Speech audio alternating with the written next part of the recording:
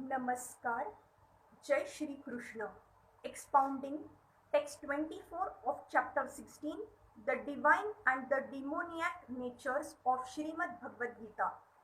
Text 24.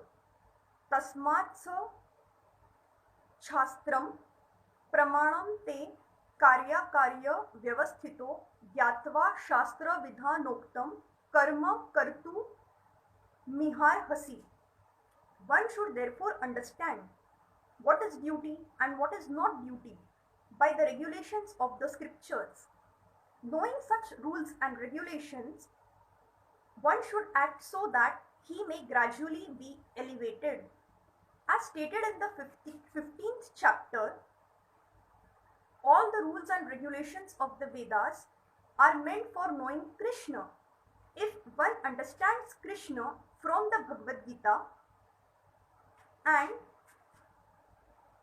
engages in devotional service in full Krishna's consciousness, he has reached the highest perfection of knowledge offered by the Vedic literature. Lord Chaitanya Mahaprabhu made this process very easy. He asked people simply to chant Hare Krishna, Krishna Krishna, Hare Hare, Hare Rama, Rama Rama, Hare Hare, and to engage in the devotional service of the Lord and to eat the remnants of foodstuff offered to the deity. One who is directly engaged in all these devotional activities is to be understood as having studied all Vedic literature. He has come to the conclusion perfectly. Of course, for the ordinary persons who are not in Krishna's consciousness or who are not engaged in devotional service, what is to be done and what is not to be done must be decided by the injunctions of the Vedas. One should act accordingly without argument. That is called following the principles of Shastra or scripture. Shastra is without the four principal defects that are visible in the conditioned soul: imperfect senses, the propensity for cheating, certainty of committing mistakes, and certainty of being illusioned.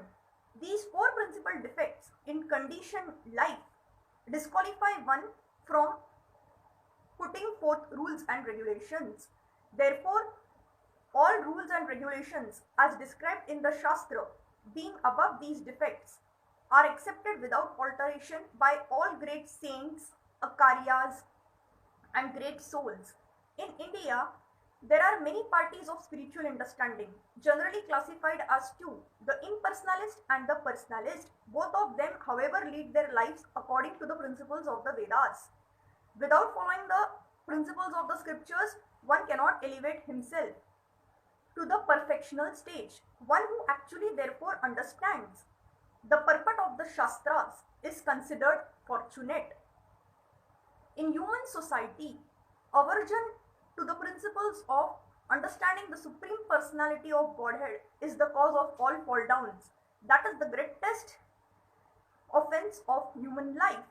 Therefore, Maya, the material energy of the Supreme Personality of Godhead, is always giving us trouble in the shape of threefold miseries. This material energy is constituted because of the three modes of material nature. One has to raise himself at least to the mode of goodness before the path to understanding the Supreme Lord can be opened. Thank you.